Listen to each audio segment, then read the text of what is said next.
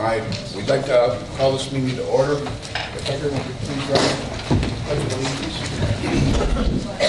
Pledge of allegiance to the flag of the United States of America and to the republic for which it stands, one nation, under God, indivisible, with liberty and justice for all. My voice is a little screwed up, so if you can't hear me, let me know. Madam Clerk, would you please call the roll? Trustee Costa? Present. Trustee Caprio? Present. Trustee Rogers? Present. Trustee Sweet? Present. Trustee Metzger-Cherokee? Present. Trustee Darian? Present. Mayor Yukich? Present. Are there any amendments to the agenda? Yes, Mayor, I would like to table I-6, adopting the code of the village.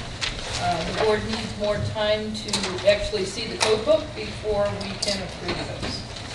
Okay. How does everyone feel about that? That's good. Everyone okay? We need to take a roll call? Yes. All right, could you call the roll on it, please?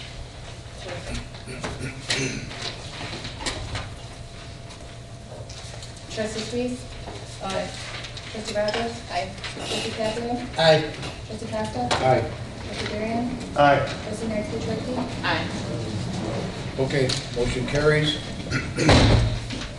Is there a motion to approve the minutes of the February 24th, 2016 Village Board meeting? I so move. By Trustee Rogers. Sweet. Suisse. Second. By Trustee Costa. Any discussion? Madam Clerk, could you please call the roll? No, you don't have to. All in favor? Aye. All opposed? Motion carries. I will abstain. All right, Christine. Okay. Is there a motion to approve the accounts payable for the period of February 26, 2016 through March 24th, 2016? So moved. Trustee Costa. Second. Second, Trustee Caprio. Is there any discussion? Madam Clerk, please call the roll. Thank you. Trustee Costa? Aye. Trustee Caprio? Aye. Trustee Rogers? Aye. Trustee Sweet? Aye. Trustee Darian? Aye. Trustee Metzger-Cherokee? Aye. Motion carries. Next is reports and communications from the mayor and other officers. I'll start out. In recognition of Oak Prairie and Homer Junior High students for participating in the village's park naming contest, at this time, we would like to recognize the following students from Oak Prairie and Homer Junior High for their participation in the village's park naming contest. So we have Melanie Esposito. Melanie, you here? You want to come up here? You want to come forward? That's okay. I'll have more people up here for you in a second. Read faster. Michael Parmigiani, or I hope I got that right. Emma Knight. Angelina Bodie. Lindsay Herc. And Olivia Stojek. As you all know, the students were invited to submit names for the village's park, along with a brief explanation for the name that they chose. A committee of teachers from the school selected the suggestions of the 6 students here tonight to be recommended to the village's Park and Recreation Committee for consideration. Thank you all for participating in the contest and for providing input towards this very important project for the Homer Glen community. And at this time, I would like to, well, I already brought you up here, but to receive a prize for being finalists in the contest. So.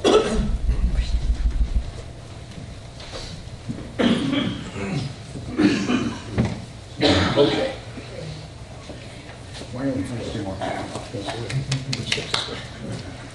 Okay. Melanie? Emma? I know you're not Olivia. I don't Michael? Okay. Tell me which one again. Angelina? Lindsay? And Olivia. So, we appreciate everything that you did do for us. because sometimes the old people, they don't think the same way as you guys. So you're bringing something fresh to the village, and we appreciate everything you've done.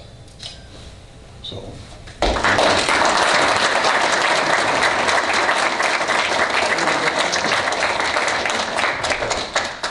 You're on this side? We'll just gotta have that in the middle. Do we fit?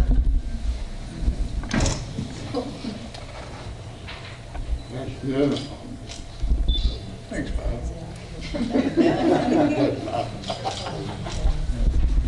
One more.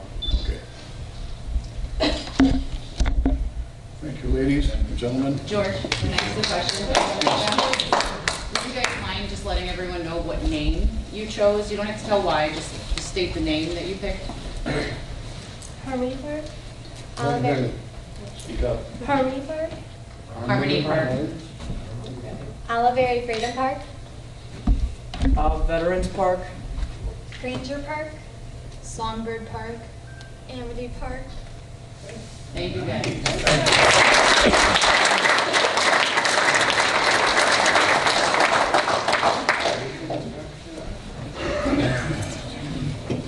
All right, the Parks and Recreation Committee also asks the residents to submit a name suggestion through a form in the village's website or at Village Hall. Thank you to all the residents who made the suggestion. The Parks Committee will take all suggestions, including those from the schools, resident suggestions, and the committee's own suggestions into consideration. The Parks and Recreation Committee will then recommend their top 3 names to the village board to be voted on, among other suggestions, at the April 13th village board meeting. Update on Village Hall right now. They are doing absolutely wonderful over there. We had to go by today for a meeting to see what's been done, if there's any problems, if there's any hiccups. There are no problems. A couple of hiccups, but it's just a few things that they found after tearing some walls down. It's nothing big. But all the steel studs are up now throughout the building. So the village side of it, they are going to start drywalling right away. On the community center and boardroom side, they have all the scaffolding up to hold up everything. So they cut the beams down and they're going to put steel beams in there, so this way when we have the community center open and the village board, it'll be a clear shot for everyone to see it. So I'm very impressed. I think they're doing an absolutely wonderful job. They said that they will be on schedule for completion by June 15th, which is huge. We have this until July 31st, but we would like to be out of here before that. So if you do have any questions or you want pictures to see what they've done, all you have to do is give Village Hall a call, because we do have them online, and this way they can tell you where to go They are? to look at them. I will post them. Oh, I thought you already had, well, they sent them to me, so I figured they're sending them to everybody else. But they're definitely impressed. Okay, with that, we have the trustees. Would you start down with Trustee Caprio? I have nothing to report there. Okay, Trustee Suisse? Thank you, Mayor. Reporting for the Environment Committee, there will be 2 hazardous waste collections open to Will County residents only. The first one is on April 2 from 8 to 3 p.m. at the Plainfield Public Works parking lot. The second collection will be on April 16th from 8 to 3 at the Lincoln Way East High School parking lot in Frankfort. Details are posted on the village website at www.homerglen.il.org. In the search box, and search hazardous waste for exact address and items that are acceptable. There will also be a document shredding event on April 30th at the American Legion Post parking lot at 15052 Archery Avenue in Lockport. A $5 charge will be collected per box to fund projects for veterans and active military. As a reminder, please mark your calendars for the Earth Day Arbor Day event, which will take place on May 21 at the Konos Farm. There will be a variety of vendors, new demonstrators, and animal shows. That concludes my report. Thank you, Trustee Suisse. Trustee Rogers? I have nothing. Trustee Costa? Thank you, Mayor. I'd like to report for the Fest Committee. As previously reported, our Fest this year is June 23rd through the 26th. So plans are going very good with the Fest. Everything is starting to fall into place for us. We're still working with the fireworks company to to get the show going and what music we're going to have. And again, we're trying to make it even bigger and better than we've had in the last couple of years. So hopefully you can make it out for fireworks night. Our fireworks night this year is on Thursday. Of course, once the sun is down and it's dark. Before that, we are going to have Mr. G's Magic Show, which will be there somewhere between 6:30 and 7. Right now, we're trying to work out the exact hours. So just watch the newspaper and various flyers in the community for the exact time of that. The rain day, in case it rains on Thursday, or if the winds are too strong, if it's unsafe to shoot them off, our rain date would be the following night, which is Friday. So far, we haven't had it change nights, but just so everybody knows that. Mega passes, this year mega passes will be $55 if you buy them before the event, $65 if you buy them during the event. They will go on sale the beginning of June, so probably right around June 1st or June 2nd they'll be on sale. Special needs, so any family that has a child with special needs in our community, that is going to be on Friday. Again, this year we moved it from Thursday a couple years ago, and Friday seems to work good. So it'll be Friday. Parking, you can get there and start parking at 2 o'clock. The carnival will be open to the children with special needs and their families from 2:30 to 4:30. So hopefully, anybody in the community, if you know somebody, pass the word on. We do try to get pre-registration for that, so if you know anybody with special needs or a family that has a child with special needs, please contact the township or the village, and we'll get you an application so we have a good count on the kids that'll be there. And of course, as usual, always look for volunteers. It's a great time for high school students to get their service hours. It is a 4-day event, so you can pick which days you can go there, and you can get a lot of hours. So hopefully the weather is good and we could enjoy a lot of people coming out this year. Also, we're doing something a little special this year in conjunction with the chamber. We're actually going to have some of our vendors, some of our local businesses that are going to be there selling goods. We're still working out the details, but it looks like it's going to add just something else to our fest. So hopefully it's good weather and come out and enjoy it. That's my report, Mayor. Thank you, Trustee Costa. Trustee Turkey? I have nothing to report. Trustee Bergen? I have nothing to report, Mayor. Village Treasurer? Thank you, Mayor. I have the Treasurer's Report of Cash and Investments at February 29, 2016. It shows the general fund with cash and investments of $5,132,736.91. The special event fund had a cash and investment balance of $89,365.91. Environmental fund had a balance of $56,483.08. The motor fuel tax fund had a balance of $2,564,246.07. The land acquisition was purged into the Park and Recreation Fund. It has no investment balance at February 29th. The Park and Recreation Fund had a cash and investment balance of $2,617,579.06. The debt service fund had a balance of $962,659.65. And the capital project fund had a balance of $3,242,321.02. The EAB tree replacement fund had a balance of $484,874.42.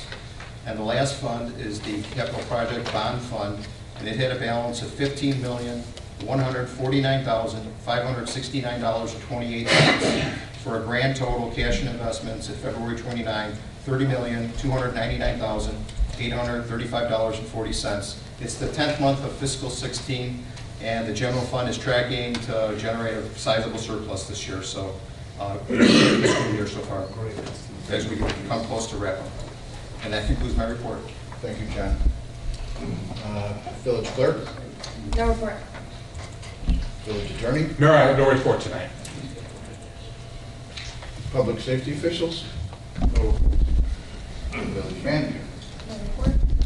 Okay. Next will be public comment. If we could keep it to 3 minutes, it'd be wonderful. If it takes a little longer, we're here. Bob Schmidt?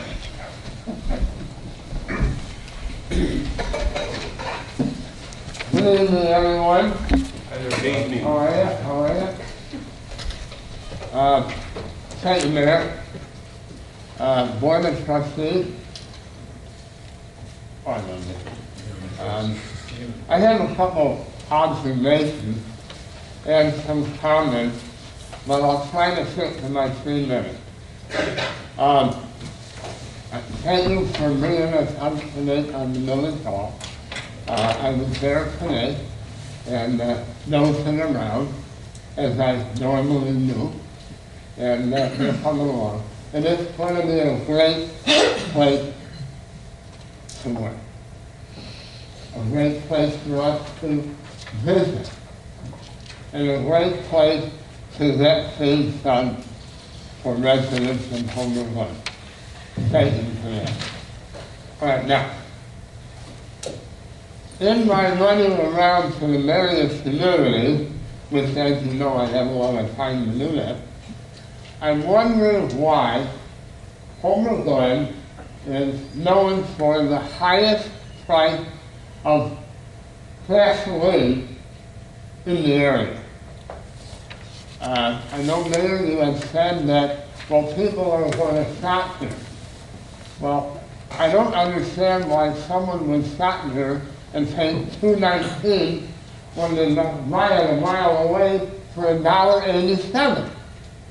Now, obviously, I know we're very wealthy here, but I don't understand why we are allowing the same people that own these stations to price us 30% higher. Maybe somebody could tell me. I'm a dummy. And I know, Mayor, you said that, well, you know, go elsewhere. But that doesn't put any money in Homer Glen. And that's my problem. I want to keep our money and our people here. Why are we allowing these service facilities to take money from us? Last but not least, I'm wondering if we have, is it all right? Mm-hmm. Sorry. Okay. I wonder if we have, you know, we have a marker on Hill Road for a young man who died. Now, in all respect to him and Homer Glen, what have we made available as a reasonable approach to that? Honestly, ladies and gentlemen, every day I go by there, and I say, why? So, maybe somebody can tell me that. Thank you. Bob, as for the gasoline, we plan on calling Speedway. If you notice, whenever the price changes, as soon as Speedway changes it, everyone changes it up to their price too. We have gone in there and we've complained, and we were told that you didn't complain when the price of gasoline was cheap. But when it jumps 46 cents in one day, one time, Brian, what was it, 60? 40. Today was 30. And I agree, when we can buy it in Kirk County, cheaper than we can buy it here, there is an issue. So we will be calling. We've sat down with 2 of the managers at the stores, and they said they have no control. Their higher-ups tell them what to do. They do it or they lose it. So I do understand that, and I do feel that they are definitely taking advantage of us right now. No, you're right, Mayor. That's going to happen. And I went down to Orland Park, the shell station on the corner. I paid $1.87 an hour. Yep. Now, wait a minute. You know, I'm sorry. That's 19 and how much? 31 cents. 31 cents. I don't know. I can't afford it, but, you know. But I'm not leaving, so. I said I'm leaving. I'm not leaving anymore. Okay. God bless you. Sure. Bob, so I share your frustration on it. At times, we have the lowest gas prices in the area, right? And we will have that. And there's often times that we have the lowest in the area. But then, as the mayor's talking about, we see these one-day spikes. And the first time we saw it, to the mayor's credit, he got in his car and drove to multiple stations and said, "What's going on?" So I think it's the thing that frustrates me the most is the roller coaster. We all know that the price of a barrel of oil adjusts gas prices, et cetera, et cetera.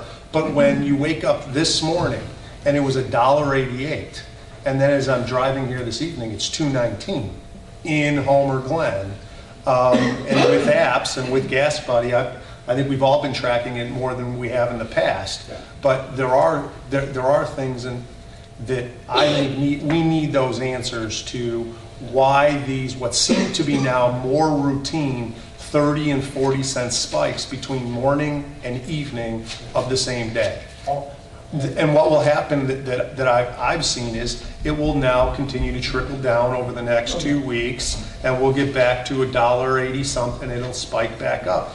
And I think that's the questions that we need to get from these gas stations. But I share your frustration that we know prices fluctuate, gas fluctuates, right? But when Orland is now today, this evening, $1.85. Right, and we're now $2.19. Where this morning we were within 2 cents or whatever that may be. Those are the answers we need, and those are the answers I think we'll try and get for you. Well, the other thing that I don't, take one more minute. What I don't understand is, whatever happens to competition? Every one of those damn stations are the same. As soon as they see Speedway bumped it up, they all bump it up. But how stupid. I don't disagree with you, but we will make that phone call tomorrow. Thank you, sir. You're welcome. John Coy? I think everybody in here, not everybody, I guess, but most of us, are a little concerned about the Illinois American Water brochure that was sent to everybody's houses that lives in Homer Glen. I got out my water bill, and I'm looking at my water bill, and my water bill says just for the sewer, current wastewater services, $58.62. Now, according to this, the collected treatment service will increase $22.85 a month. Now, that totaled up is $81.47. That's quite a bit of money. Then I look in the newspaper and I see an ad in the newspaper. It isn't an ad, my mistake. Frankfurt, okay, $60 million for a sewer treatment loan. They're going to build a sewer treatment plant. They're going to borrow $60 million. And the cost, now, believe this or not, the average customer pays at this time in Frankfurt $35.06 a month for the sewer service. And that could go as high as $59. What's wrong with that? We don't have to build a sewer treatment plant, but we're going to be paying $82. What's wrong here?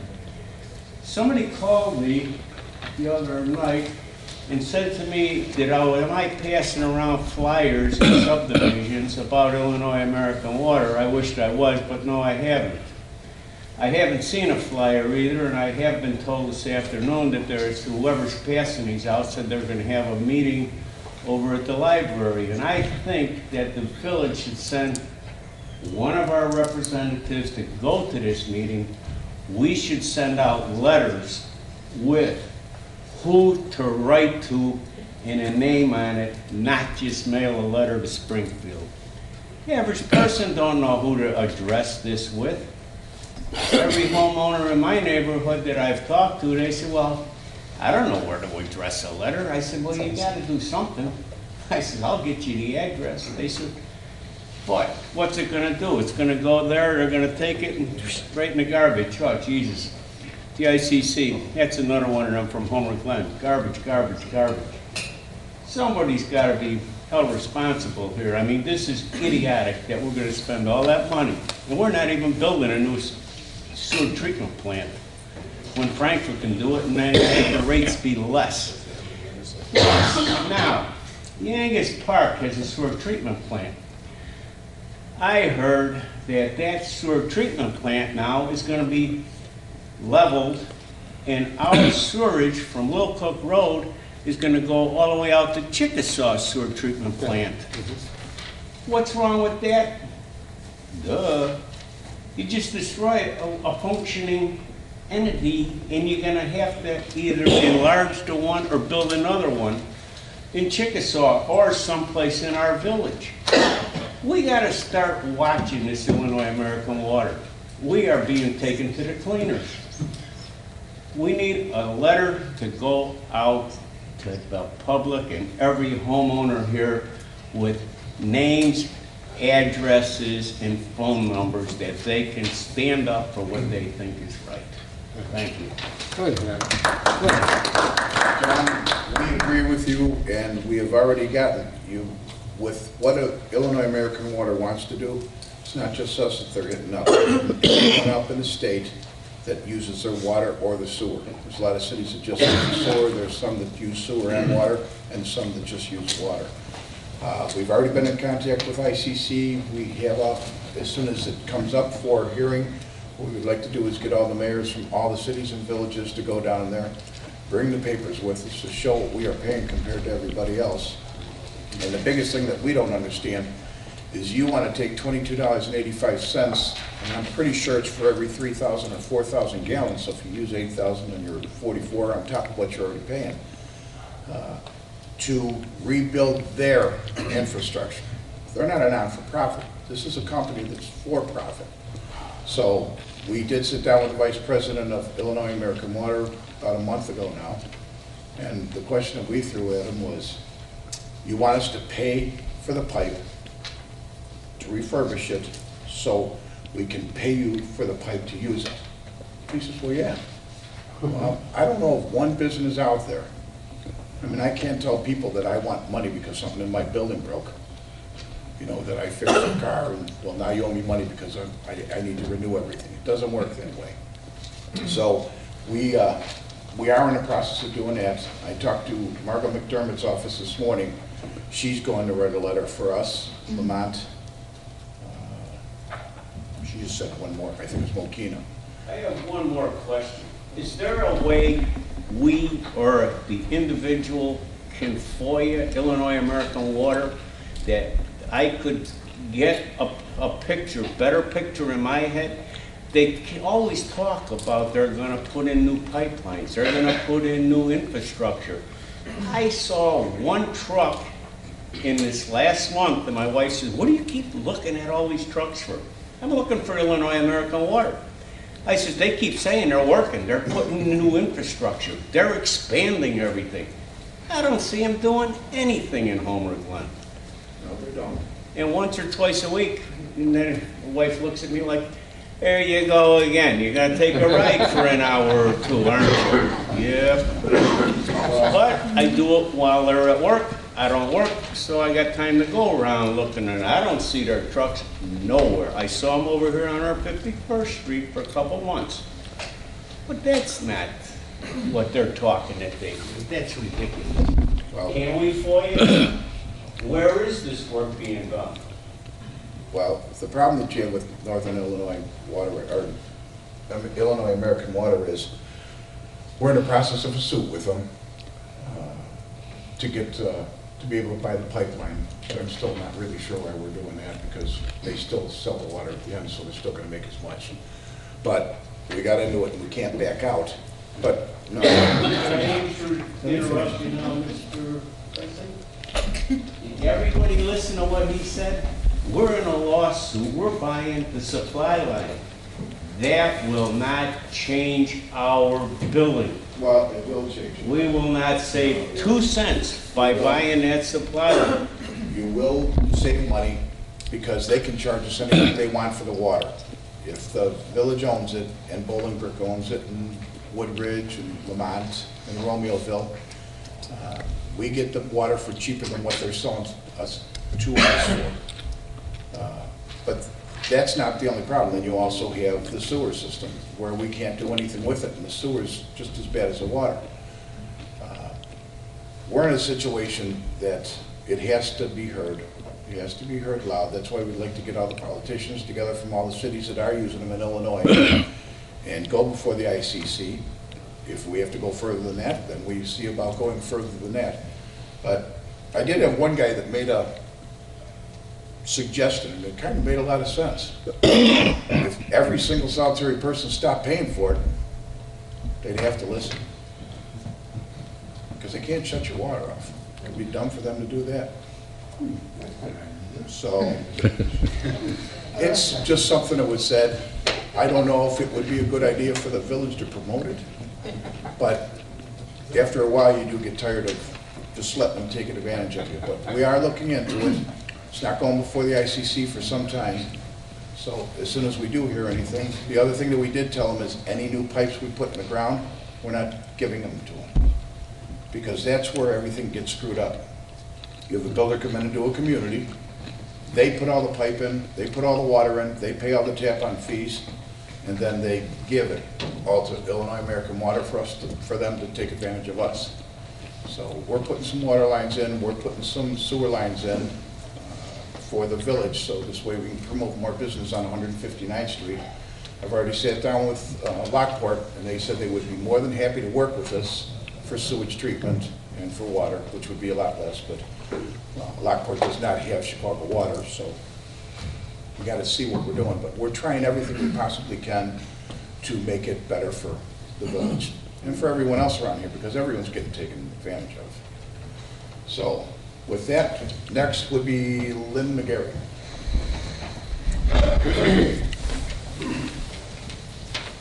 Lynn McGarry from the Homer Township Chamber of Commerce. I hate to follow all these serious subjects, but I'm really glad you're really serious about it, and you need to let us know what we can do. I'm not sure about not paying the bill, though. That's the scary thought. Just a suggestion. It is, yeah. Okay, I'm here to ask you all, next Thursday, March 31st, is the State of the Village address by Mayor Yukich. It's at Donalfo's at 11:15. Anybody interested?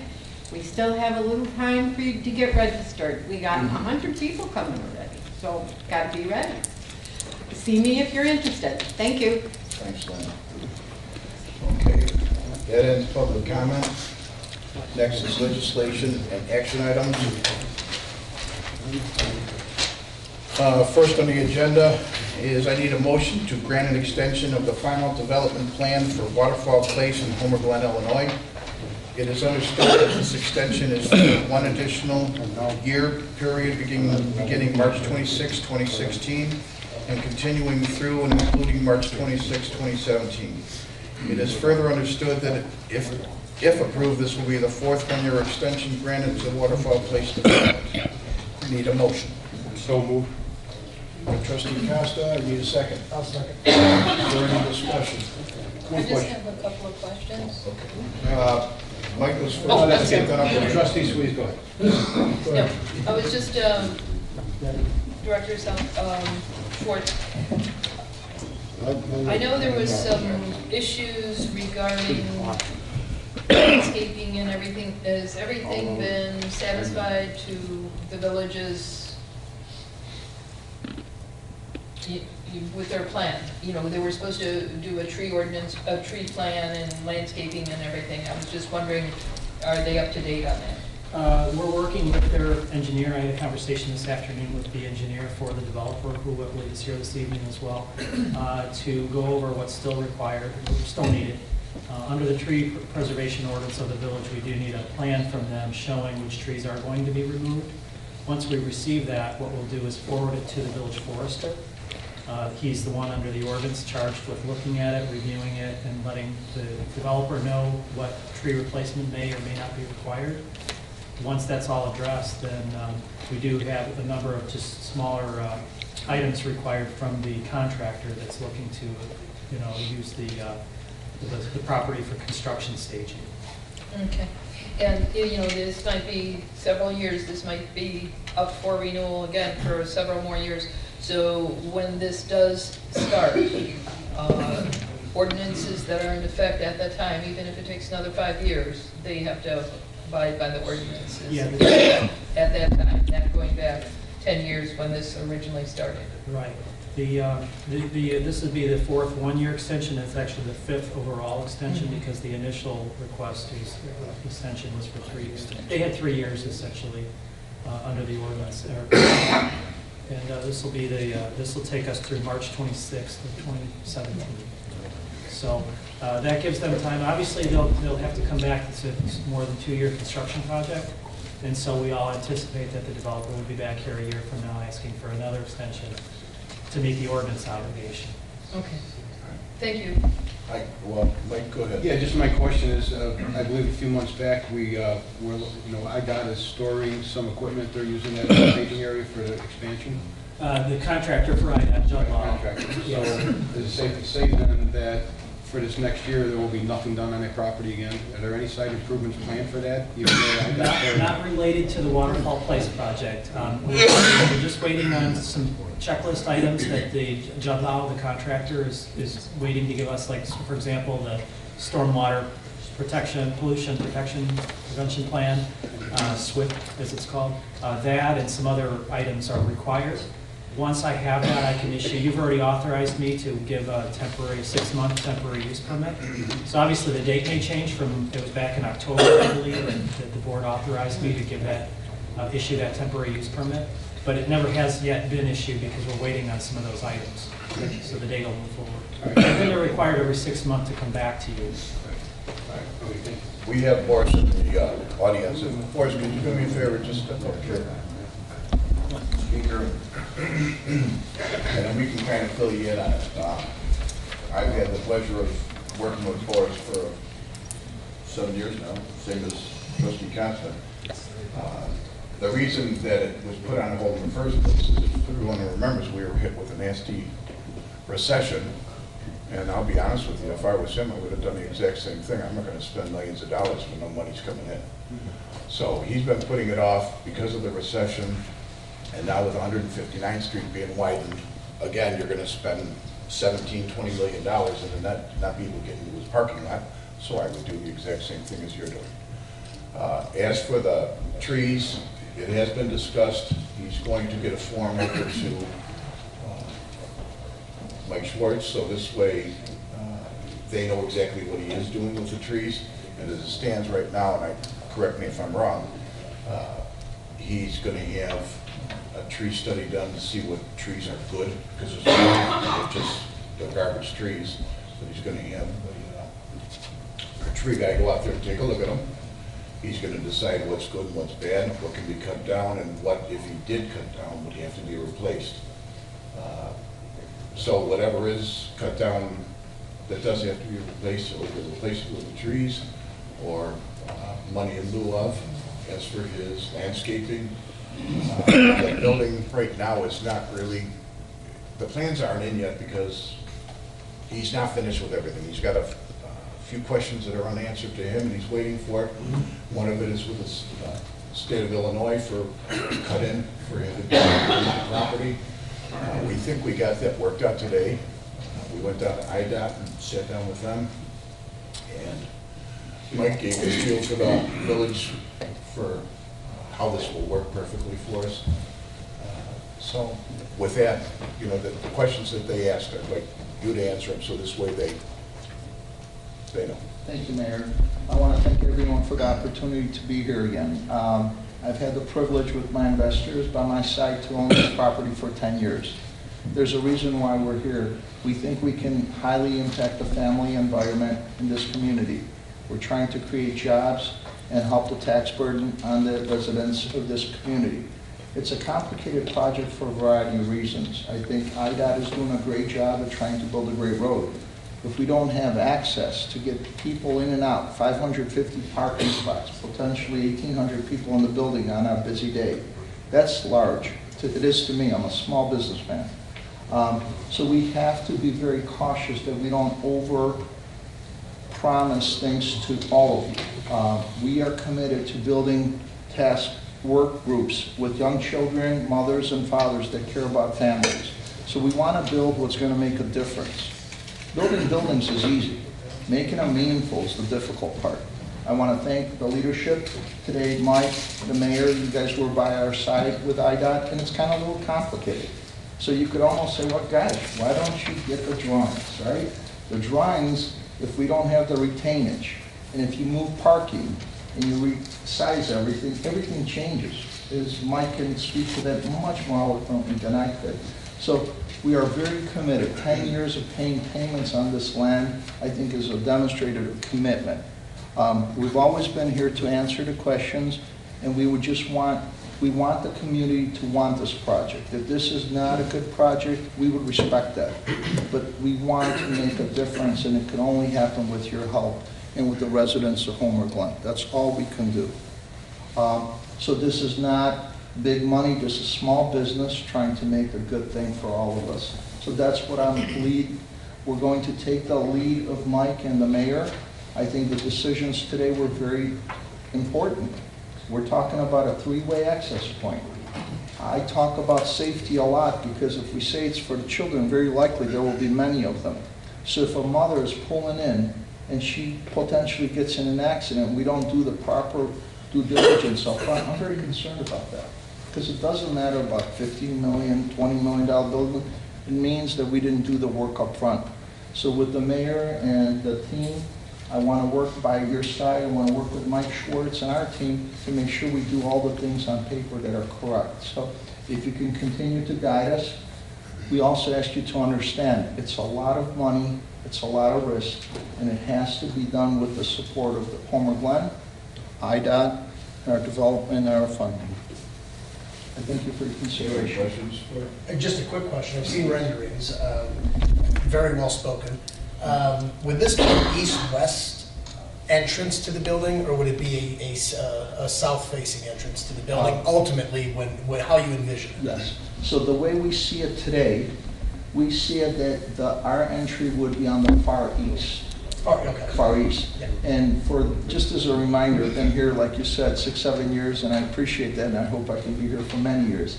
But I think what we've talked about is the difficulty of trying to work with the PUD, make sure that everything can tie in over the next couple decades as other people come in. I think we spent a lot of time, and I think we have that figured out from the east and the west. So it won't be about waterfall place. It hopefully would be a corridor, right? So we're trying to work within those expectations.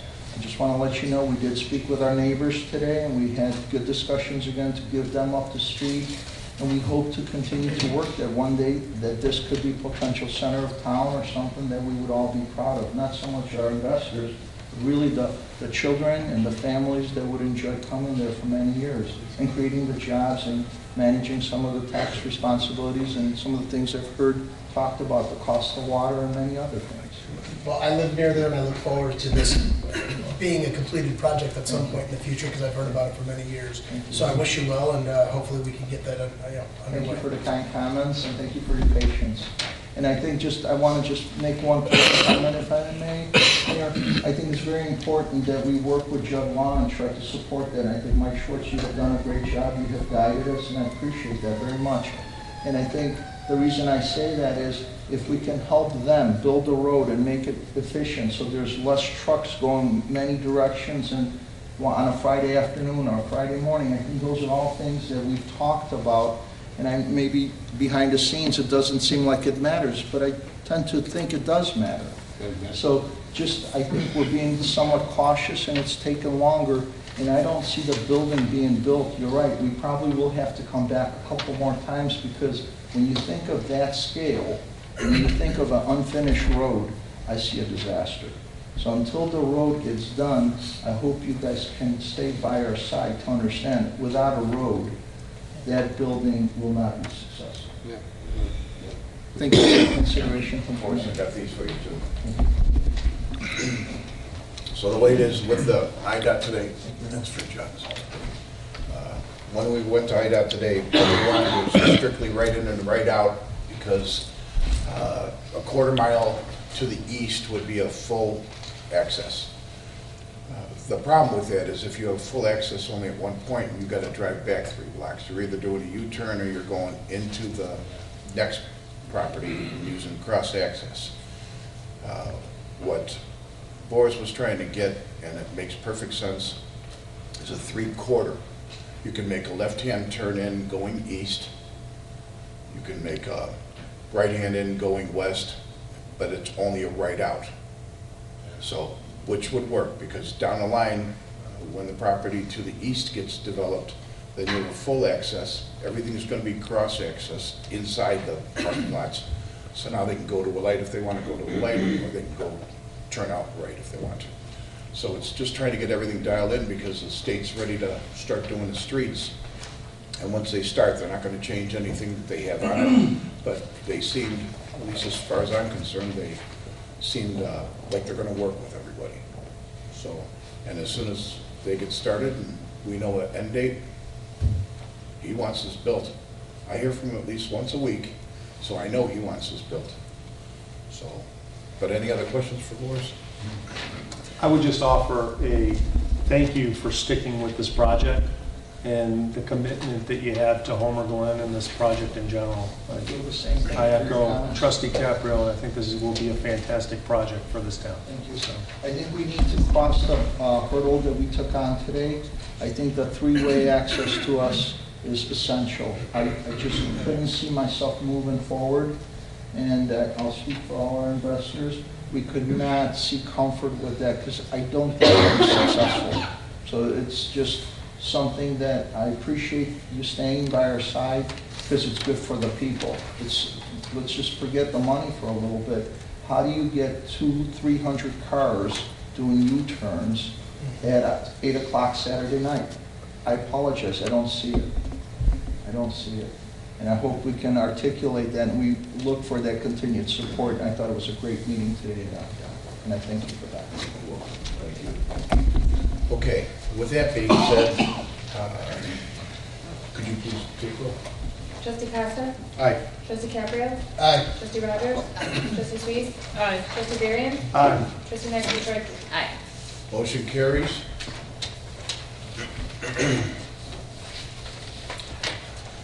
Next, is there a motion to accept the proposal from Planning Resources, Inc., PRI, for professional services related to the creation of a master park development plan for the Village of Homer Glen's former Woodbine Golf Course property? It is understood that the total cost of this project is $78,900, and the master park development plan should be delivered no later than October 31st, 2016. I so move. I'll second. Caprio, Trustee Troiki. Is there any discussion? I just like to say that because I was not here for the meeting of the presentation, this is such an important vote that I'm going to abstain from it. Although I was able to go through the slides, my understanding is without being here, it was really hard to kind of fully grasp what was going on.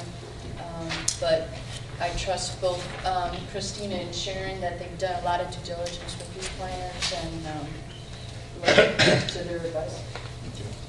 Actually, most of the board did. Unfortunately, we couldn't talk about it because you can only talk to one at a time.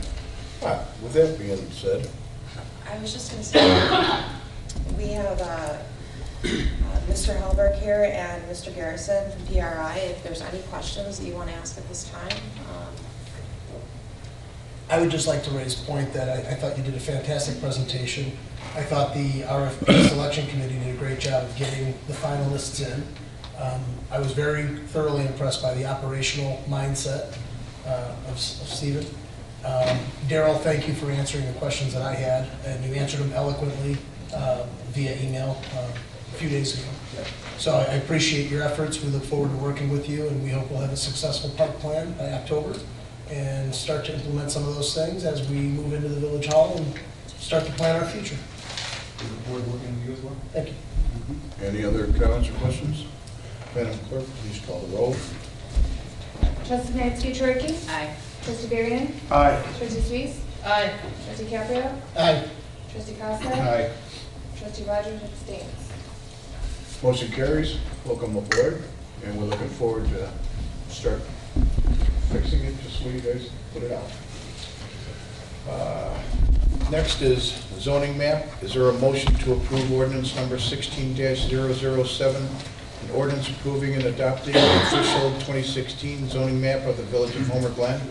It is understood that this adoption includes map amendments and map corrections as discovered by staff over the course of 2015. Do I have a motion? So moved. Trustee Berrien, do I have a second? Second. Trustee Costa, is there any discussion? Can I just have one verification? The zoning map corrections that were listed on page 2, now those were the only in the past year since like the 2014 zoning map. That was the only changes that were done. Those are the only ones we found. There may be occasion where we're going to come across something. It's happened in the past. You know, we're building a GIS system from scratch. We have some, I shouldn't say that, we have a layer that's there, but you know, as we find documents that aren't supporting the color that's on the map, we have to then go back and see, was it actually rezoned? So we're tracking back. GIS is really the tool that we're using to track back to the beginning when these parcels were brought into the village through the incorporation or possibly annexed later, and what the ordinance number is, either from the county or from the village that changed the zoning. So we do find those errors on occasion. Those 3 that we listed in the report just happen to be the ones that we found this year. Yes, sir. Okay. Thank you. Anything else? Madam Clerk, please call the roll. Trustee Maxey-Turkey. Aye. Trustee Berrien. Aye. Trustee Costa. Aye. Trustee Caprio. Aye. Trustee Rogers. Aye. Trustee Sweet. Aye. Motion carries. Number 4, is there a motion to approve ordinance number 16-008, an ordinance accepting the remaining public improvements in the Huncliffe Meadows subdivision? So moved. Trustee Costa, I'll second. Trustee Sweet, any discussion? Mike, can you maybe just talk a little bit about this? Sure. This was, if the board recalls, back in September of 2014, the village had pulled a letter of credit because there were some issues as far as with completing the subdivision. In October of 2014, the roads were paved and the shoulders were completed. There were some additional items that needed to be completed. Those have since been done over the last year. We have finalized everything. The last things that were done were the streetlights were inspected. There were some that needed to be repaired. That was done. So everything has been done as far as public improvements now in the subdivision. Back in January of 2015, we did already accept the roads and the shoulders, and that allowed the Homer Township Highway Department to actually do the road maintenance and snow plowing. So now that we've completed everything else, this is somewhat of a formality just to accept the remaining public improvements, and then the village will take over the street light maintenance and the rest of the public improvement maintenance. So anything related to drainage? Yes, there's certain things that are taken care of by the homeowner association, but with regards to the majority of drainage, as far as with the drainage ditches along the roadway, then the village would be taking care of that as well. Any other questions? Madam Clerk, please call the roll. Trustee Costa. Aye. Trustee Caprio. Aye. Trustee Rogers. No. Trustee Sweet. Aye. Trustee Berrien. Aye. Trustee Maxey-Turkey. Aye. Motion carries. Next, is there a motion to approve ordinance number 16-009, an ordinance amending ordinance number 08-38, Section 2, prohibiting and regulating the growth of grass and weeds for the Village of Homer? I so move. Is there a second? Second. Costa. Is there any discussion? Well, this was brought to public safety, and I think that John and Joe, maybe you could explain to them what you explained to me. Actually, what this is going to do with the considerations given to amend this ordinance is help us enforce on undeveloped properties and subdivisions. Previously, we didn't have a distinction between developed and undeveloped properties. Developed properties typically involve turf grass. Undeveloped is is generally weeds or just wild grasses.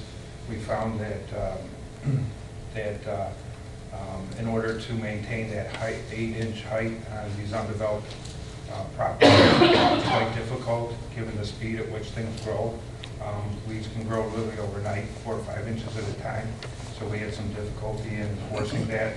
So what this would do would give us the ability to better enforce on the undeveloped properties and the subdivisions, as well as subdivisions that are 97% occupied, still maintain a height of 10 inches on those properties altogether.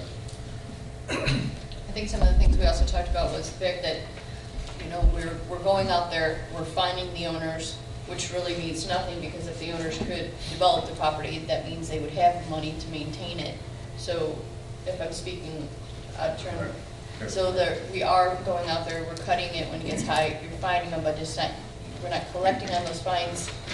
I mean, there's liens placed on the property, but nothing happens until that. Currently, we have quite a few properties with outstanding liens, and the property owner has no incentive to pay those liens at this time. This would help us better manage that as well. Okay, with that being said, Madam Clerk, please call the roll. Trustee Sweets? Aye. Trustee Hetzke? Aye. Trustee Costa? Aye. Trustee Varian? Aye. Trustee Rogers? Aye. Aye. Motion carries. Number 6 was tabled. Number 7, is there a motion to approve a proclamation designation April 4th through 10th, 2016 as International Dark Sky Week in the Village of Homer Glen? I so moved. Trustee Suisse, I'll second. Trustee Caprio, is there any discussion?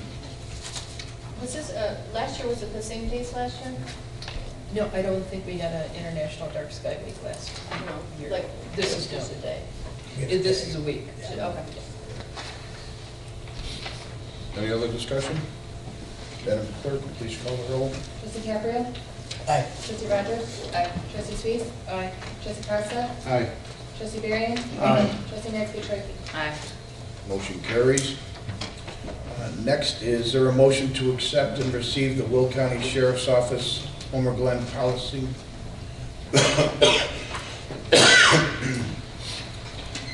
Policing Unit 2015 report? So moved. Trustee Costa, is there a second? I'll second. Trustee Suisse, is there any discussion? Okay, one thing I can say is they're cheaper this year. So they didn't go up, they went down. So, that being said, I'm just going through some of my notes on this. And just before I move on, I just want to make sure that I guess one of the high points is this year marks the lowest crime rate in village history since we incorporated, which is obviously fantastic. A couple questions I had, maybe the lieutenant could answer these. It says in total we had 4 DUI arrests in 2015. Any idea how many we've had in years past, how that compares? I just came over, I can get it, I can find that data for you if you would like it, but I don't have it. That's something I have to research. We can, I mean, it's just a question. Overall, I think, and maybe some of these statistics should be read on the record, Mayor. I mean, I think in large part, with the lieutenant's leadership on this town is in good hands, and the crime rate is down across the board, I believe. And so I would just say kudos and keep up the good work. And maybe you and I can circle with any questions I have or just on some of the statistics. But overall, they're all very encouraging, so good work. yeah, they've done a very good job. And it's definitely cost effective. So we do thank them. Is this also going to the website? I will be posting this underneath the government section, public services and safety. It'll be posted there. Any other questions? Madam Clerk, please call the roll. Trustee Costa? Trustee Caprio? Trustee Rogers? Aye. Trustee Varian? Aye. Trustee Nancy Chouwaki? Aye. Motion carries. The next, is there a motion to accept the bid proposal for voice data wiring in the new Village Hall from Team Logic IT in the amount of $8,859? I so move. Trustee Suisse, I'll second. trustee Caprio, is there any discussion? I think it's important to make it clear that it says here that the A&F committee unanimously approved the motion, and I'm going to respectfully disagree with that. What happened at A&F is there was a proposal that came to us, and there was some discussion that we thought we could probably do better. There was a company that gave a proposal, and so the first time that I ever saw this proposal was in the packet. So I never saw that proposal and approved that proposal. Agree? Sharon? Would you say that that's correct? We didn't have this? Okay. Well, we didn't have it when we talked about it because at the time, we didn't know if they were paying a prevailing wage. Right. And But I'm saying we just did it, it says that we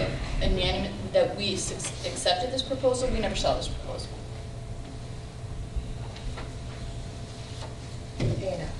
Correct. No, we A&F. didn't see it until after it was set. Right. We were in agreement with it, with the knowledge that they were going to be a prevailing wage because they were almost $7,000 less expensive than the next bid. And the next bid, we never even knew if they were prevailing wage either. But we've got it from $17,000 down to $8,859, and they do pay prevailing wage. So in essence, we did save. In A&F, it was presented to our facilities manager who did his due diligence in researching the firm as well as their quote and verifying that there was prevailing wage. So, Any other questions? Okay, Madam Clerk, please call the roll. Trustee Nancy Chouwaki? Aye. Trustee Varian? Aye. Trustee Sweet? Aye. Trustee Rogers? Aye. Trustee Caprio? aye. Trustee Costa? Aye. Motion carries. Next, is there a motion to approve a proposal from HR Green for Phase 1 engineering services for the line of 151st Street between Cedar Road and Parker Road for a not-to-exceed amount of $85,857.05? So moved. Trustee Costa? Second. Trustee Varian. What this is going to help with the new Village Hall coming in, be able to open up the streets a little bit, because now you've got Village Hall, you've got the library, and you've got the township, and you've got the complex. It is going to be needed. We do not plan on doing it until 159th Street is done, unless they can squeeze it in before, because we don't want two roads screwed up, because no one will be able to get from A to B. So we're doing a study on it right now, so we do know what it would cost us, what we have to do. So with that, is there any other discussion? Madam Clerk, could you please call the roll? Trustee Rogers? Aye. Trustee Caprio? Aye. Trustee Varian? Aye. Trustee Nancy Chouwaki? Aye. Trustee Costa? Aye. Trustee Sweet? Aye. Motion carries. Next is a workshop item. We're going to have a presentation from Finance Director John Sawyers of the proposed budget for fiscal year beginning May 1st, 2016 and ending April 30th, 2017. Thank you, Mayor. I have the proposed budget for the next fiscal year, ending April 30, 2017. It is proud to say it's we're presenting a surplus in the general fund. It handles a lot of the initiatives, actually all of the initiatives that were put forward have been included in this budget. In your packet, there's a letter to the board. I just wanted to read one of the paragraphs in it. It says this enclosed budget is no property taxes, no new fees, and it's going to continue its practice of not levying a municipal property tax for general obligations or general operations. I also want to note that the Village of Homer Glen is a AA+ bond rated municipality, and in the state of Illinois, and also a community without a shopping mall or 10 car dealerships. This is a very rare occurrence. So it's the outside world's assessment of Homer Glen as a very financially stable community. The budget has 9 existing funds, and the two digits in brackets just identify the fund number that's in the detailed worksheets. It's the first 2 digits of the chart of accounts. We did eliminate the land acquisition fund. There was a small balance of about $23,000 that was transferred into the Park and Recreation Fund. So that's going for fiscal 17. This is a summary presentation of the revenues and expenses. Total revenues, all funds, was $13,260,092. Expenses totals $421,577. I want to point out that the first 3 funds are general funds, and those are the funds that operating surplus and deficits are relevant. And we are, this budget does forecast a operating surplus in the general fund. The remaining funds, 4 through 10 on that list, are special revenue or capital project funds, and it's their nature to build up funds and spend them down.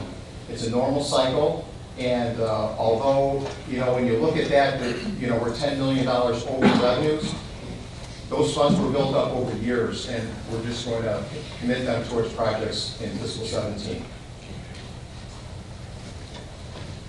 The 9 budgeted funds have a total revenue of $13,260,000. 37% of that is the general fund, 32% is the capital project fund. I'm sorry. The general fund represents 65% of the total revenues. The debt service fund is 19%, and that's the home rule sales tax. Park and Recreation Fund is 9%, and that's the local motor fuel tax and park developer fees. And then the motor fuel tax, that's the state per capita tax, that represents 6% of the total revenues. The total expenditures were $23.4 million, with 37% of that is the general fund, which primarily is the sheriff's contract and the road maintenance contract. The capital project fund, bond fund, is 32%, with a lot of initiatives that are in the proposed for fiscal 17, so that's rather high this year.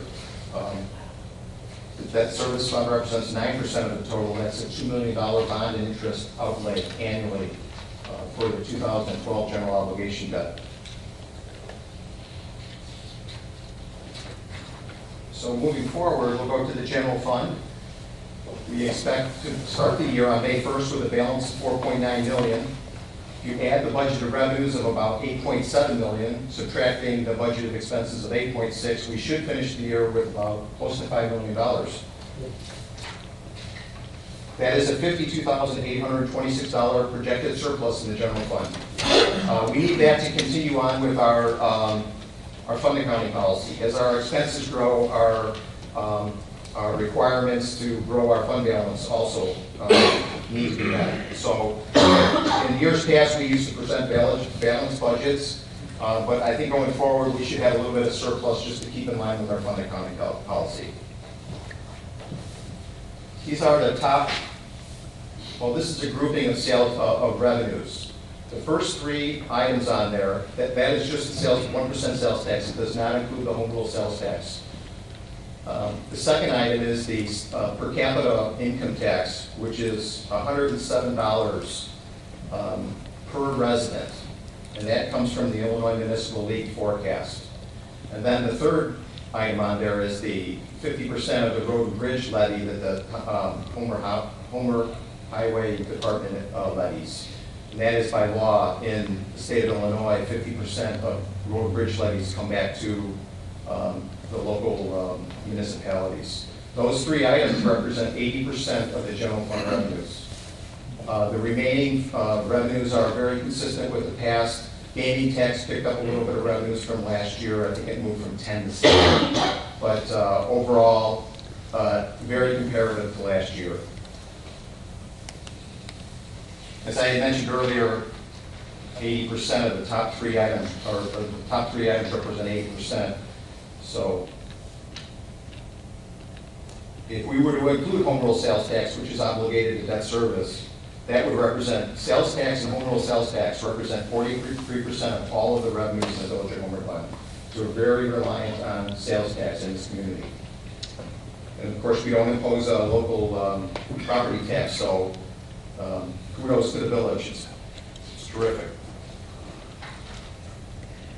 This is just a chart showing how sales tax has been over the last 6 years. And we are starting to see a recovery. For fiscal 17, we expect sales tax to be flat, primarily because of the decline in gasoline prices. We have a large concentration of filling stations in town, so we kept that flat.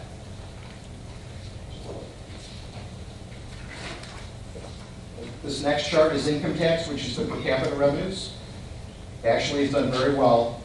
We had kind of a spike in 15, or because the state rate was 5.25%, and then it went back down to 3.75. So that created a little bit of a spike. We're anticipating, according to the Illinois Municipal League, a little bit of a decline, not much, less than 1%. This particular revenue over the past few years has been subject to delays in payment. But right now, the state is fairly current on its payments.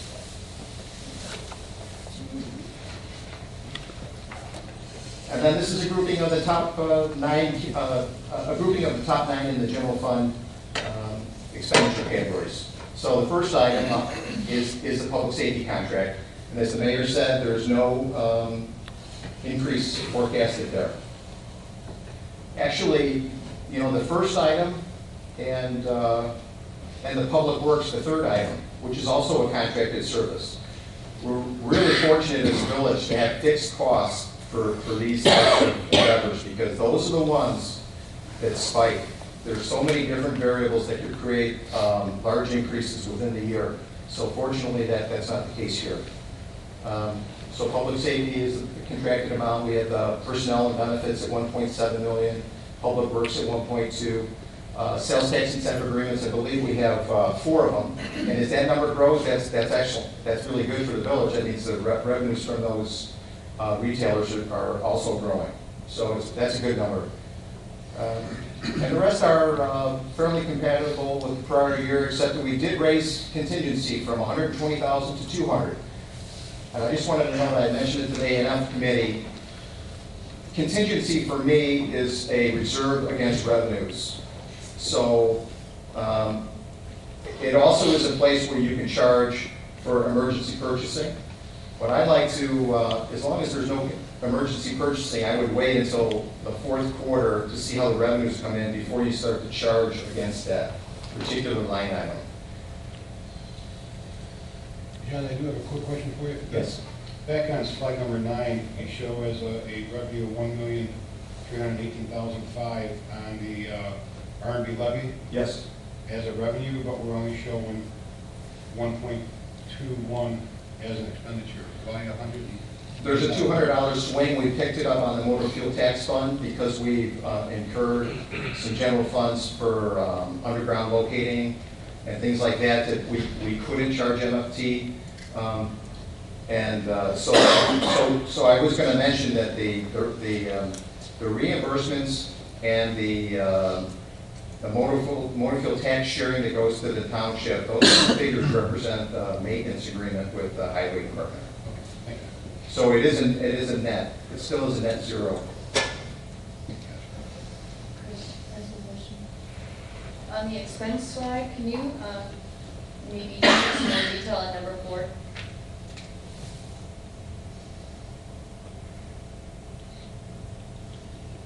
Okay, well, sales tax incentive agreements. We have one with Myers, Menards, the Homer Town Store Plaza, and Big R.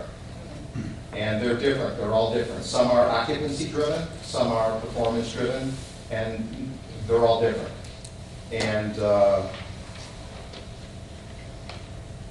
it's a forecasted figure. So, you know,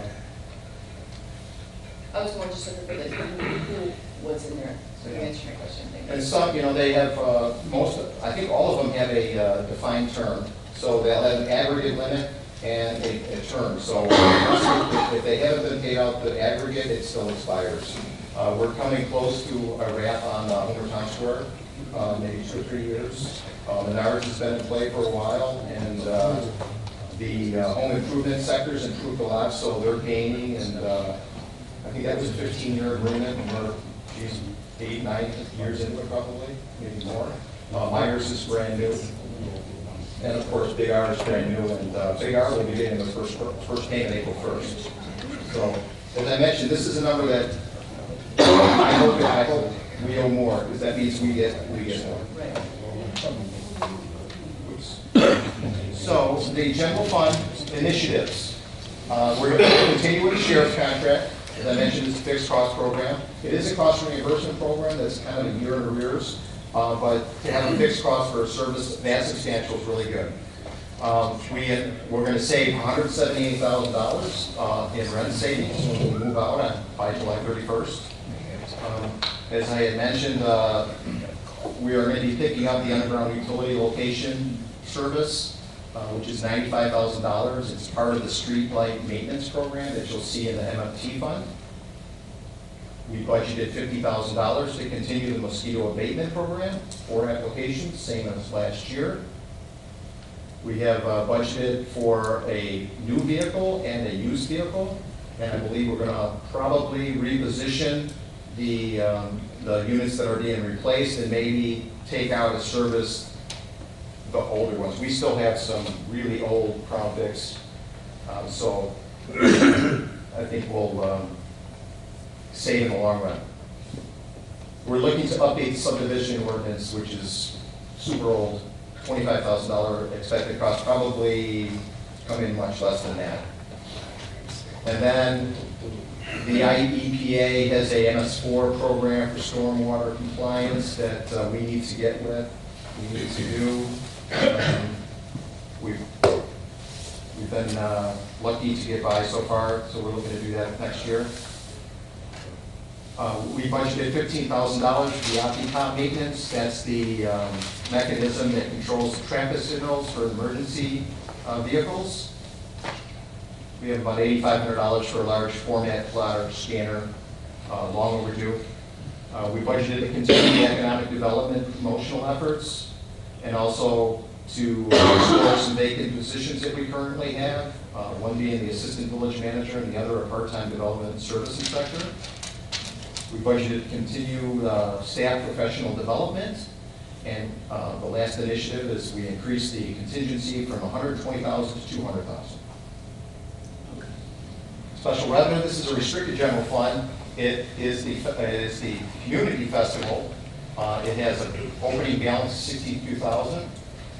The festival committee budgeted revenues at $118,000 and expenses at $118,000. We have we added a place setter for another community event with the anniversary and the moving and everything. And I believe also there was another $10,000 for Homer Harvest Day. So that projected ending balance is $42,000. There's the projected revenues. With a hypothetical profit sharing for the intergovernmental sharing between the Homer Highway Department and the Homer Township for their participation in the festival.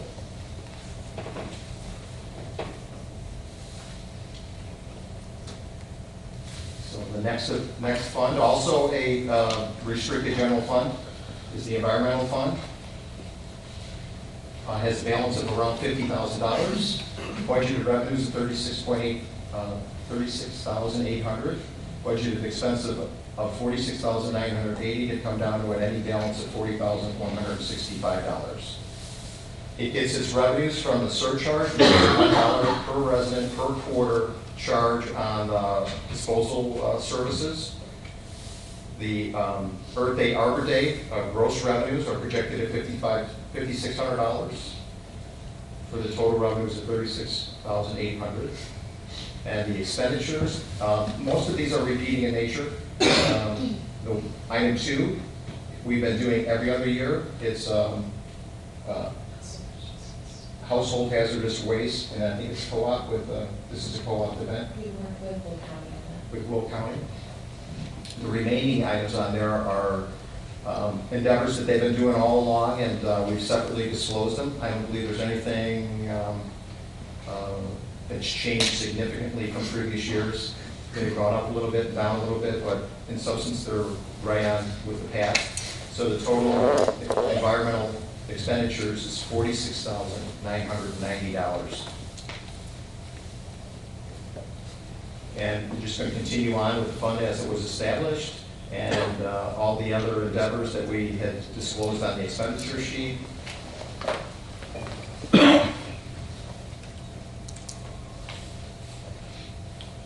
It's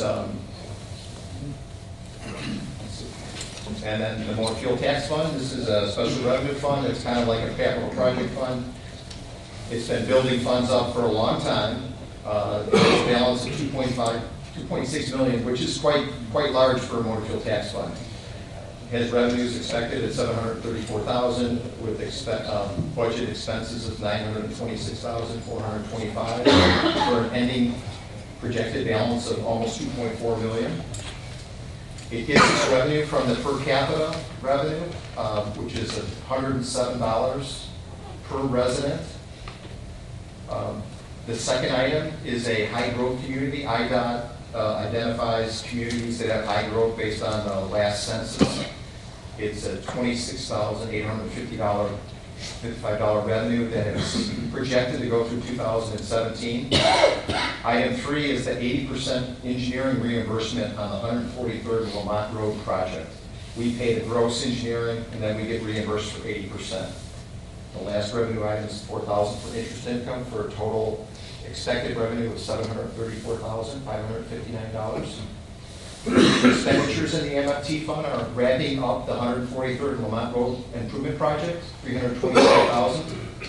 The Homer Township Road District, this combined with the Road and Bridge Levy are the costs for the road maintenance agreement with the Homer Highway Department. We have some money set aside for the street light maintenance, traffic signal maintenance, and that item 5 is a right-of-way acquisition for the 143rd Lamont Road project. We've left it in there. Chances are we won't incur that. We recently came across some information that says that they bought it a while back. So I'd rather leave it in there in case that's not true.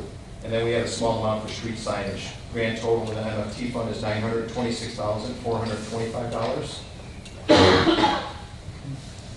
Park and Recreation Fund went through a big change with the new 3-cent per gallon local motor fuel tax. As I mentioned in the Treasurer's report, $23,000 of the land acquisition fund balance was transferred into the opening balance of the Park and Recreation Fund, predominantly because the local motor fuel tax allows for land acquisition. So it was redundant to have it. The budgeted revenues are $1,125,700. Budgeted expenses of $1,524,164. Expecting the Park and Rec Fund to end the year with around $2.2 million. Its initiatives are funded through the local motor fuel tax, which just went into place on March 1st. And I too have seen that variation over years, 10 years with pricing. It's a strange occurrence. We do forecast revenues at $750,000 from that. We're going to eliminate the contracted mowing services, bring it in-house. We've added a lot of additional service with the trails and the parks. We're going to hire 2 seasonal laborers and a full-time mechanic manager to get this done. We did set a place setter for the Goodings Grove Park improvement, which is initially was a grant-funded project. It's been suspended with the budget crisis. We also set a place setter for the park improvements at $250,000. Of course, all that will go to the board before we spend any money. Revenues, as I mentioned, the 3-cent local motor fuel tax at $750,000. The grant, that's a 50% match grant on the Goodings Grove, it was a 50% match capped at $170,500. So if that comes through, we'll go back and incur the expenses. If not, it's on hold. The 80% engineering reimbursement through IDOT for the CMAC Barrels Trail is $75,200. Developer park contributions, $125,000. This number's seen a nice improvement over the last 2 years, which is a really good sign of the economy coming back. Interest income of $5,000 for a total revenue of $1,125,700. The expenditures are the park development for Goodings Grove, Barrels Trail development at $450,865. That's a couple different extensions. As I mentioned, the place setter for park development at $250,000. Park and trail maintenance, $70,500. Park installation and maintenance, $17,500. Flagpole landscaping, I think that's the Stonebridge, $1,500. Utilities, $17,500. The Woodbine Master Park, which the board approved, is budgeted at $90. We'll see a savings there because I believe that cost came in at under $79. Personnel and benefit expenditure, $201,299, and then a small amount for park and trail signs, $5,000, for a grand total of $1,524,164. The next couple slides are just examples of some of the expenditures from the Parks Fund. The first one here is the Goodings Grove extension to the bike trail. Basically, this is going to connect the existing Heroes Trail behind Menards to the Goodings Grove School and then the sports area that's just north of it. Obviously, this will also provide access to the Homer Town Square, that whole retail area. Right now, the required documentation has been submitted to IDOT, and as soon as that is approved, we can begin the Phase 2 study, and then ultimately go to the Phase 3 study and do the construction. The next one, this was actually a photo from the groundbreaking for the south extension to the Heroes Trail. Construction began last fall on this project, and basically this project is starting from just behind the Village Hall here, beginning at Martingale approximately, and it's going to follow the ComEd right-of-way south to the 159th Street, that corridor, which of course, as part of that project, the village board had approved a IDOT constructing a 10-foot multi-use path on the north side of 159th Street and a 5-foot concrete sidewalk on the south side. So that's certainly going to increase this whole area as far as the trail system. And then the third one is, of course, the Woodbine property. As we're, of course, aware, the village board just approved a contract with PRI to prepare a master park plan for this property for the development of a future community park. So obviously that, per the contract and the agreement from tonight, that's expected to be completed by the end of October. Also in the area too, back in last fall, we did it was a drainage study that was done for this property as well as the surrounding subdivision. So some of those, the work that will be incorporated into the master park plan will be some of the work that was developed and generated from the drainage studies. This is the debt service fund. It should really almost be called the home rule sales tax / debt service fund.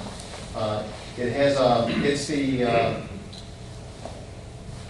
it pays for the 2012 general obligation debt. That was, I believe, $15.6 million bond issue that was sold at a premium that generated about $17 million in proceeds that went into the bond fund. It has a pretty constant payment payout plan that is approximately $2 million a year until the last payment is due in December of 2022. So we project opening balances at $1.3 million. The projected home rule sales tax is a shade over $2.5 million. As I mentioned, bond and interest payment, $1,996,450. So we project the cash and investments at the end of the year at $1.9 million.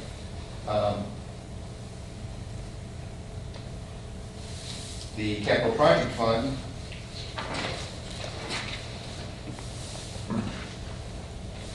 this really doesn't have a designated revenue. It did get its funds from the home rule sales tax equity that built up over the years. And now that home rule sales tax is committed to the debt service fund, so this does not really have a designated revenue, but it has a lot of money in it. It's going to open the year with a $3.4 million balance. The revenue is interest income, and then the budgeted expenses are $2,471,565. The ending cash and investment balance is forecasted at a shade under $900,000. Its initiatives are a new tornado siren and a relocation of an existing siren, $30,000. Continuation of the streetlight retrofit program, $100,000. The non-letter of credit subdivision improvements, $50,000. The letter of credit subdivision improvements, $88,000. I believe that just represents the amount that we have left from the letter of credits that we pulled. It also, the completion of the 151st and Parker Road project is $46,686. We budgeted the village hall at $2 million even, which is down from $2.25 million last year. It's probably on the high side, but it is a safe number. The architectural fees are budgeted at $59,141. We've included traffic equipment at $50,000. The inspection and maintenance at the Farmview lift station is $15,000. And then nowadays for grant consideration, you have to do phase one engineering. So we have budgeted $25,000 for phase one engineering for sidewalk, 143rd Will Cook to Greystone. And that's try to get funding for that project. The Emerald Ash Borer Tree Replacement Fund also is received its money from the home rule sales tax. It has an opening balance of $483,000.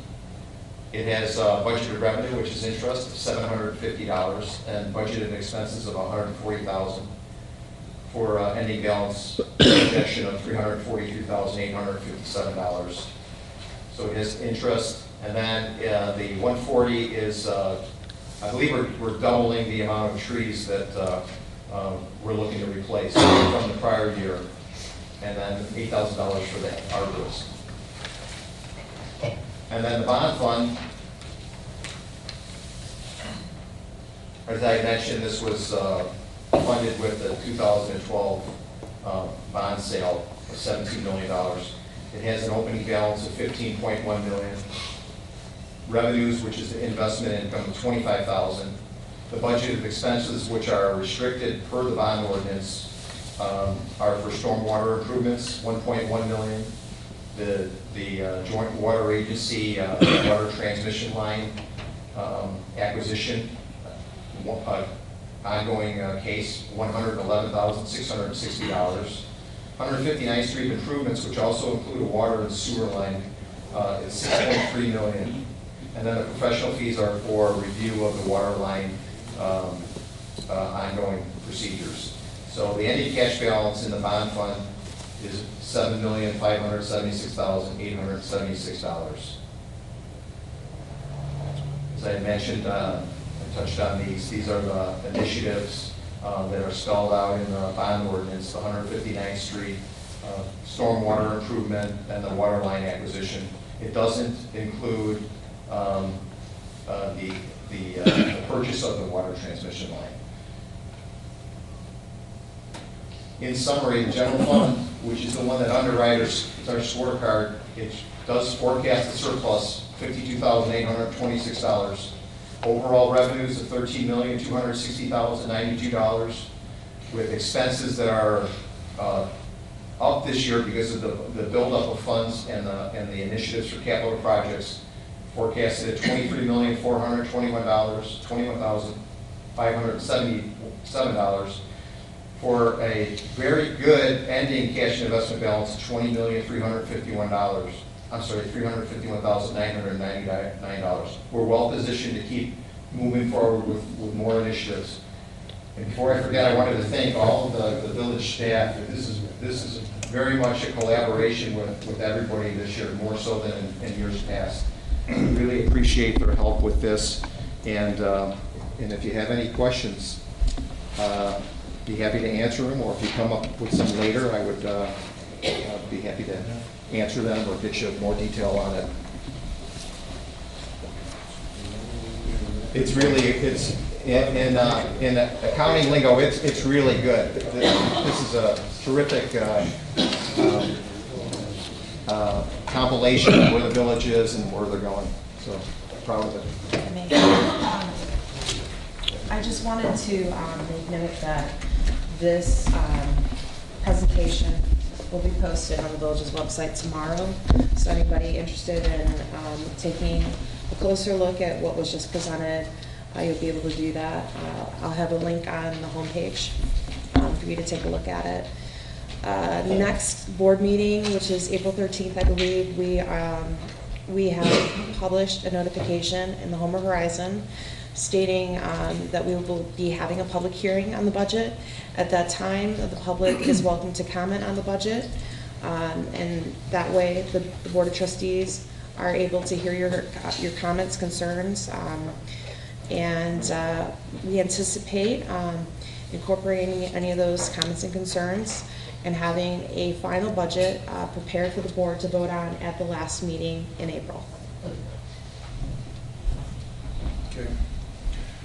Is there any old business? Is there any new business? Okay.